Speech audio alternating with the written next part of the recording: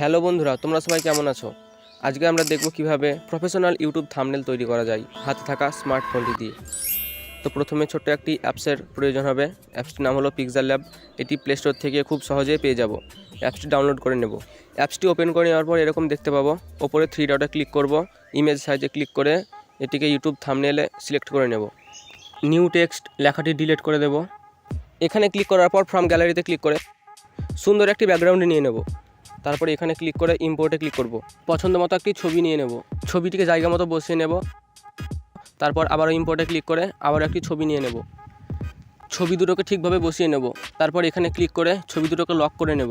আবারও ইম্পোর্টে ক্লিক করব। এখান থেকে একটি স্টিকার নিয়ে জায়গা মতো ঠিকভাবে বসিয়ে দেব। ঠিক এরকমভাবে বসিয়ে নেওয়ার পর এখানে ক্লিক করার পর স্টিকারটিকে ছবি দুটোর নিচে নামিয়ে নেব। সাইড দিয়ে একটু স্ক্রল করলে অপাসিটি বলে একটি অপশন পাবো। এখানে ক্লিক করব। এটাকে 45 রেখে টিক চিহ্নতে ক্লিক করব। তারপর এখানে ক্লিক করে এটিকেও লক করে নেব। আবারও ইম্পোর্টে ক্লিক করব।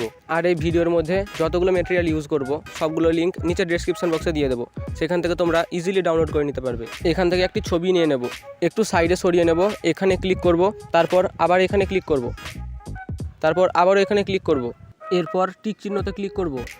এটিকে বাড়িয়ে শর্ত করে নেব। তারপর আবারও টিক চিহ্নতে ক্লিক করব। এটিকে ঠিকভাবে বসিয়ে নেব। তারপর এখানে ক্লিক করব। এটিকে এরকমভাবে ধরে সবার নিচে নামিয়ে লক করে নেব। আবারও এখানে ক্লিক করব। এখান থেকে এই ছবিটি নিয়ে ঠিক এরকমভাবে বসিয়ে নেব। সাইডে কালার বলে একটি অপশান পাবো। এখানে ক্লিক করে এই ছবিটিকে কালো থেকে নীল কালার করে নেব। তারপর টিক চিহ্নতে ক্লিক করব। তারপর এখানে ক্লিক করে এটিকেও লক করে নেব। আবারও এখানে ক্লিক করে এই ছবিটি নিয়ে নেব। ছবিটিকে ঠিক এইভাবে বসিয়ে নেব। তারপর এখানে ক্লিক করে ছবিটিকে এইখানে বসিয়ে দেব। এই ছবিটাকে একটু ওপরের দিকে নিয়ে এখানে বসিয়ে নেব। সাইডে কালার বলে একটি অপশান পাবো। এখানে ক্লিক করে পছন্দ মতো একটি কালার দিয়ে দেবো। তারপর টিক চিহ্নতে ক্লিক করব। আবারও ইম্পোর্টে ক্লিক করে এই পিএনজিটাকে অ্যাড করে নেব। পিএনজিটাকে অ্যাড করে ঠিক এইভাবে বসিয়ে নেব। তারপর এখানে ক্লিক করে পিএনজিটাকে সবার নিচে নামিয়ে দেব। আবারও ইম্পোর্টে ক্লিক করে এই পিএনজিটাকে অ্যাড করে নেব।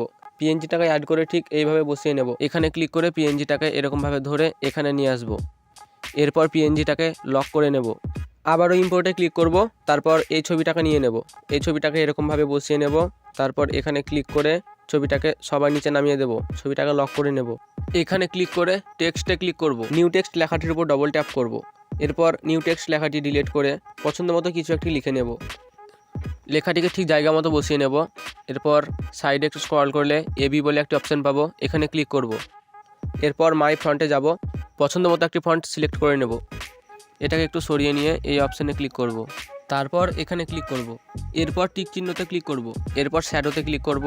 এটিকে বাড়িয়ে 16 করে নেব। আবারও টিক চিহ্নতে ক্লিক করব। এখানে ক্লিক করে লেখাটিকে লক করে নেব। তারপর এখানে ক্লিক করে এটিকে কপি করে নেব। লেখাটির উপর ডবল ট্যাপ করব। তারপর আবারও কিছু একটি লিখে নেব।